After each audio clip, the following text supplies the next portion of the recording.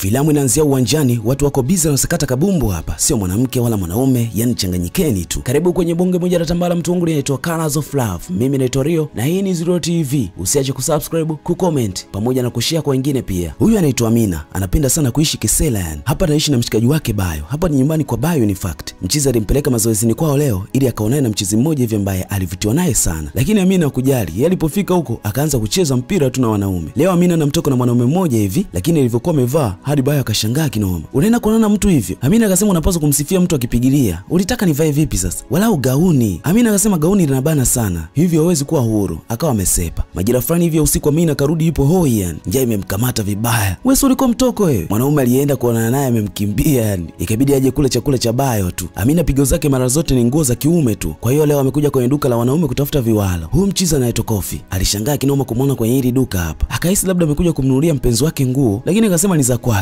kwa sababu anapenda sana nguo za kiume. Ndizo ambazo zinampa uhuru zaidi kuliko nguo za kike. Naitwa Kofi. Naitwa Amina. Kofi ni fashion designer na ndiye mmiliki wa hili duka. Huyu mchizi hapa anaitwa Toby. Anamtaka sana Bayo afanye kazi yani. Lakini Bayo hataki kabisa kufanya kazi kwa sababu pesa ipo na ana pesa nyingi sana ambazo amerithishwa na ndugu zake. Kazi ya nini sasa afanye hapa? Mara akawa ameingia huyu mama hapa anaitwa Kentola. Huyu kuna dili anataka kusaini na hili kampuni lao. Bayo alipomuona tu alipagawa kishenzi yani. Bayo aliporudi nyumbani akamwambia Amina kuwa anajihisi yuko penzini. Amina hana imani kabisa na mchizi kama anaweza kumpata yule mshangazi kwa sababu ya zile pigo ambazo huwa anapigilia kila mara. Basi bana, Bayo akampigia simu Kentola akamwomba waonane wazungumze masuala ya kazi mishere fulani hivi mchana kesho. Kentola akawa amekubali pale. Mchizi alishangilia kishenzi yani. Sasa mishali ilipofika, Kentola akaja anajua wanakuja kuongelea masuala ya kazi. Lakini mchizi akaingizia masuala ya mapenzi. Mama akawaka kishenzi yani. Akasema kama angejua hiki ndo amemuitia, basi asingekuja kabisa. Mama akasema anapenda mwanaume mwenye kazi. Mwanaume ambaye anaweza kubeba majukumu na sio mtoto kama yeye. Kisha akawa amesepa. Mchizi kapigwa ya shingo na mbio. Bayo karudi nyumbani amechanganyikiwa kisa kaitwa mtoto. Amina akasema yule ni mkubwa na ni mrembo. Level zake ni wa baba sio wewe. Mchizi akasema zamani alikuwa anatembea na rafiki yake mama yake. Amina ikabidi ampime joto kwanza mchizi wake. Huenda akawa anaumwa huyo. Mchizi akasema kwa namna anavyompenda atatafuta njia ya kumpata tu. Bayo akampelekea maua bi mkubwa, lakini akarudi nayo tu. Bi mkubwa kuyapokea yani. Akampelekea vijizawadi vya chocolate navyo vikagomewa mtu wangu. Akarudi navyo tu nyumbani. Amina mbavu hana hapa. Sasa Bayo kawaza kumpeleka Morisha zidi akale bata. Amina akamwambia yule ana pesa, hawezi kumtisha na vipesa vyake. Amina akamshauri kama vipi amfanyie vitu ambavyo wanaume wengine hawawezi kuvifanya na hawajawahi kabisa kumfanyia. Akamtaka badili mavazi pale na nini. Nguo zina shida gani? Wanawake wanazipenda, zina swags hizi. Upande wa Kofi huku ukapata namba za Amina, ikabidi ampigie kwa sababu alivutiwa naye sana. Ulipata wapi namba zangu? Mchiza akasema aliipata kwenye mtandao wake wa Instagram.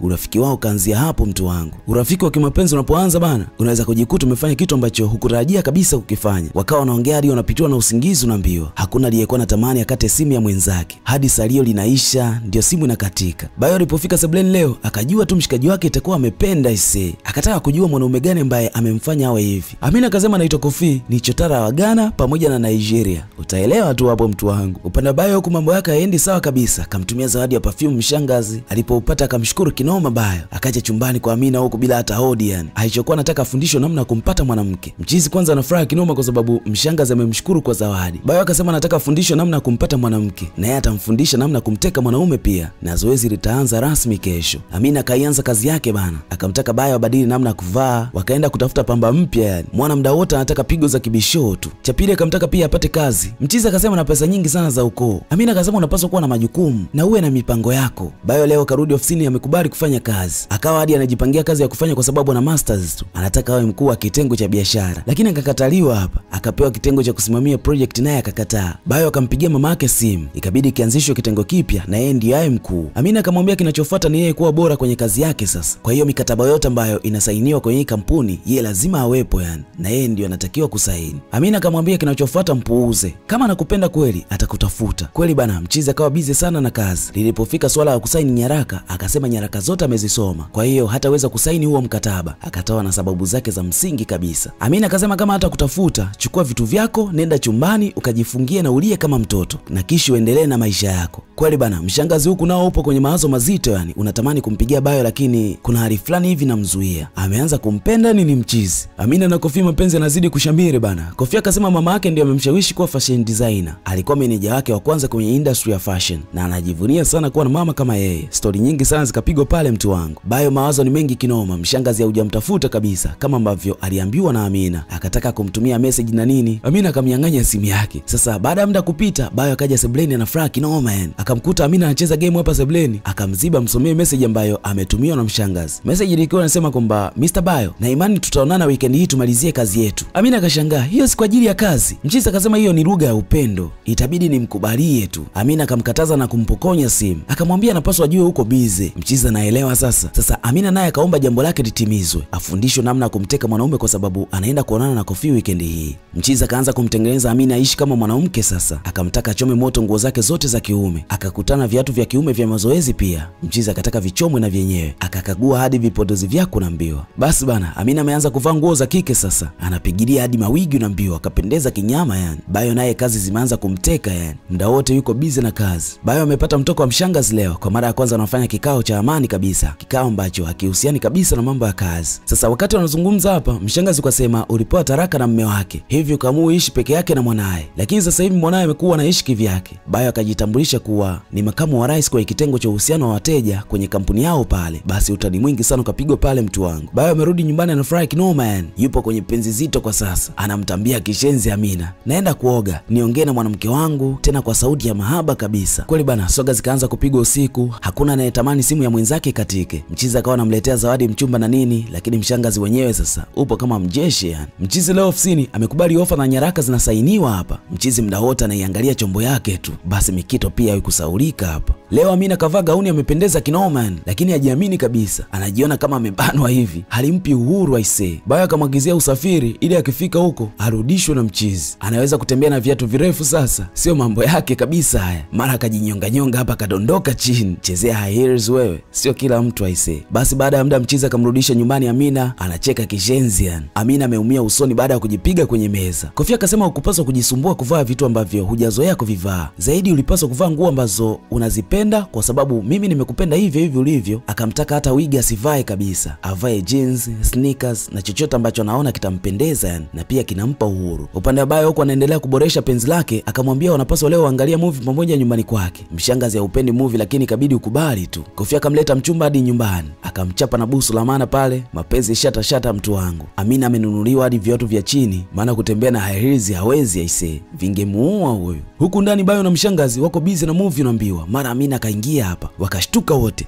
Anaishi hapa, anaitwa Amina, kila mmoja akataja lake, mwingine mpangaji mwenzangu, mwingine rafiki yangu. Bi mkubwa kaisi Bayo anamsaliti pale, wote wakawa wamekataa. Amina ikabidi asepe chumbani, awaache wawili hapa. Unaishi na mwanamke? Ndiyo, nilisahau kukwambia tu, ni rafiki yangu, nimeishi naye kama mwaka mmoja hivi, nimejuana naye tangu tukiwa sekondari, ni kama dada yangu sasa hivi. Sio dada yako. Mshangazi ukasepa kwa hasira. Bayo alijitetea sana lakini wapi. Mishale fulani hivi Amina akaja kumwomba msamaha rafiki yake kwa kuingilia penzi lake. Mchizi akasema sio kosa lake pale kwa sababu alipaswa kumjulisha awali, atakuwa sawa, mpe muda tu. Basi Mchizi mawazo ni mengi kinoma, alizoea kuongea na mshangazi wake lakini leo aongei naye tena, anamisi kishenzi yani. Huku penzi la Amina na Kofi linaendelea kuchanua tu. Amina kalalamika kuwa hajajisikia vizuri kuharibu penzi la rafiki yake baada ya kuingilia mahaba yao wakati wanaangalia filamu. Amina akasema alikasirika baada ya kujua anaishi na mwanaume wake. Unaishi na mwanaume? Ndiyo, kwani kuna tatizo? Hapana, nilipokuwa nchini Ufaransa nilikuwa naishi na mwanamke pia, kwa hiyo sioni tatizo. Amina akamweleza kila kitu Kofi pale. Akentola amerudi nyumbani kwa Bayo. Amina akamwomba msamaha kwa kile ambacho kilitokea hapo awali kwa sababu anapenda sana kumuona rafiki yake anafuraha muda wote. Akentola hakuwa na ajizi yani, ameshaelewa kila kitu. Basi akamkaribisha ndani na nini. Bi mkubwa amekuja kumwomba msamaha Mchizi kwa kumhukumu bila kumsikiliza. Mchizi akaomba msamaha pia akawa ameisha. Penzi limeanza upya tena. Leo Amina akamleta Kofi nyumbani. Bayo hakuwa na taarifa hapa, akaja mkuku na mbiwa. Mara akataka kurudi alipowaona, lakini Amina akamtaka aje tu hapa ajitambulishe. Mchizi akajitambulisha hapa na nini, kisha akaendelea na mishe zake. Nao akaenda chumbani na mbiwa. Leo Mchizi arudi nyumbani kabisa, analala kwa Amina hapa. Hata mama yake alipompigia simu akamwambia arudi nyumbani, analala kwa mpenzi wake leo. Lakini hakutaka kabisa mama yake aongee na mpenzi wake Amina, na akamwambia ataongea naye siku nyingine. Huku Bayo naye yuko busy na mshangazi wako na mbiwa. Leo ni Mikito tu ndani mtu wangu, kula Amina na Kofi, huku Bayo na mshangazi, yani nyumba iko busy na heka nzito na mbiwa. Mikito kila sehemu. Mchizi kila mara usiku kazi yake ni kucheza magame tu. Leo akamkaribisha Kentola wacheze wote, lakini kwa sharti kuwa atakayefungwa kwenye hili game kesho asubuhi ataamkia kupika. Basi wakawa wamekubaliana pale. Kilichomshangaza zaidi ya Kentola akawa anafungwa tu. Kwa nini unanifunga? Nimekaa na mwanangu muda mrefu sana. Unadhani nilikuwa nafanya nini kipindi chote hicho? Basi bana, mchizi kwa sababu alishindwa game jana usiku akaamkia kwenye upishi jikoni. Bi mkubwa anamsifia tu mchizi na mabusu mengi aisee. Sasa asubuhi kumekucha, Koffi akiwa ametoka mazoezini na Amina akashangaa kumuona huyu bi mkubwa hapa. Mama, Koffi, unafanya nini hapa? Mnajuana? Huyu ni mama yangu. Amina akapigwa na butwaa kabisa. Baya akaja mkuku na mzuka hapa, hajui kimeumana ise. Amina kabidi amtoe pembeni kwanza. Akamwambia ni mama yake Koffi huyu. Aliishiwa na maneno kabisa. Mawazo akawa mengi sana kwa Bayo, hajui afanye nini aise. Bayo akamwambia Amina kuwa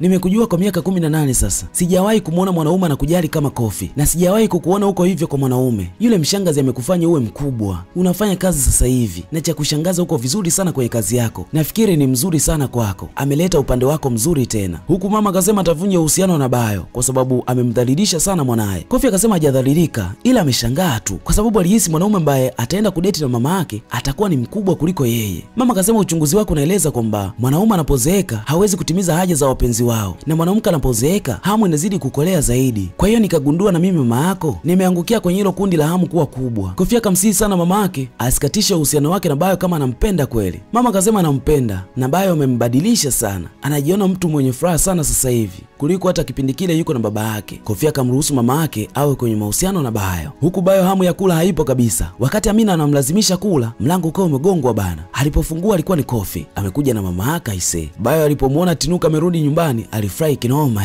Tinuka akasema anampenda sana Bayo. Anamfanya jihisi hai tena kwenye hii dunia. Basi ni mikisi tu mbele ya watoto wao pale. Na huo ndo kama mwisho wa tambala hili mtu wangu linaitwa Colors of Love. Hebu tuandikie hapo chini. Umeionaje hii kazi? Mimi naitwa Rio, usiache kusubscribe, kucomment na kushare kwa wengine pia. Hii ni Zuro TV. Hadi wakati mwingine. Bye.